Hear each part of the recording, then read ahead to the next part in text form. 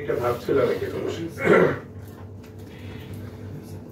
সরকার আছে, সরকার সমর্থক একটি পত্রিকা সাবেক আইজিপি সম্বন্ধে যে তথ্যগুলো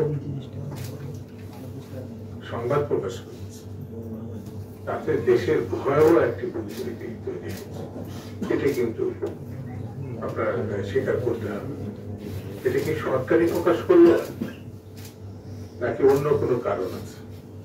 এটা আমার কাছে একটা আত্মজিজ্ঞাসা। কারণ যে গোষ্ঠীর পত্রিকা তারা সমর্থক সরকারের, তাহলে কে করল? সরকার যদি না করে তাহলে কে করল? অন্য কেউ যদি করে থাকে তাহলে সরকারকে সতর্ক হতে হবে। দিন ভালো আসছে না, সেটি তাদের ভাবতে হবে। এই লোকটি যে পোশাক পরিচ্ছদ আমরা দেখি, চাকরি করার শেষের দিকে এসে তিনি পিএইচডি করছেন। তার বক্তব্য শুনেছে তার সময় এই দেশের গণতান্ত্রিক আন্দোলনে যারা নিহত, গুম, নির্যাতিত হয়েছে তার সংখ্যা অনেক বড়। আমি সরকারকে বলবো যে সরকারকে আমরা স্বীকার করি না, যদিও জবরদখলকারী, তারপরেও বলবো যখন চেয়ার নিয়ে বসে আছে অনতি বিলম্বে তদন্ত সাপেক্ষে তাকে আইনের আওতায় নেওয়া হোক। কারণ যে সামান্যটা প্রকাশ হয়েছে তার ভিতরে আরো কি কি আছে সেটা আমাদের জানা দরকার। এটি একটি। দুই হচ্ছে সরকার, আমার ধারণা, এটা আমার ধারণার কথা বলছে, সরকার নিজেও বিশ্বাস করছে বেশি দিন তাদের ক্ষমতায় তারা থাকতে পারবে।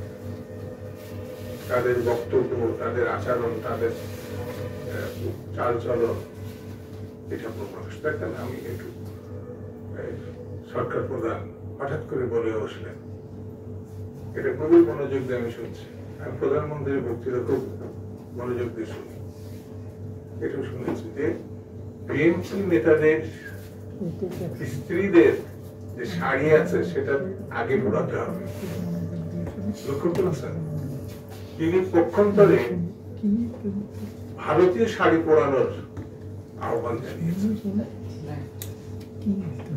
এটা সত্য কিনা আমার কাছে ভয় ভয় মনে হচ্ছে যে বিএনপির নেতাদের, তাহলে বিএনপি নেতাদের ভারতের শাড়ি পরা যাবে না। প্রধানমন্ত্রী বলছে এটা আগে আগুন দিয়ে পোড়াতে হবে। এটা তো ভারতে, তাহলে কি তিনি ভারতের শাড়ি আগুন দিয়ে পোড়ানোর ইঙ্গিত দিলেন? মানে যেটি দেশে বিদেশে একটা কি ধরনের ঘটনা। বিএনপি কিন্তু এই ভারতীয় পণ্য বর্জনের কথা বলে নাই। আনন্দবাজার বলছে যে বিএনপি এটা বলেছে। মানে ভারতীয় বিভিন্ন মাধ্যম সোশ্যাল মিডিয়াতে বিএনপিকে জড়িয়ে নিচ্ছে। তারা চাচ্ছে বিএনপি এটা করবো। ভারতীয় জনগণের প্রতি আমাদের কোনো বিদ্বেষ নাই। ভারতীয় সরকারের একচোখা নীতিকে আমরা বিরোধিতা করি, এই দেশের মানুষ বিরোধিতা করে। আমরা দৃঢ়ভাবে বিশ্বাস করি পার্শ্ববর্তী দেশের সরকার গণতন্ত্রের বিপক্ষে অবস্থান নিয়েছে।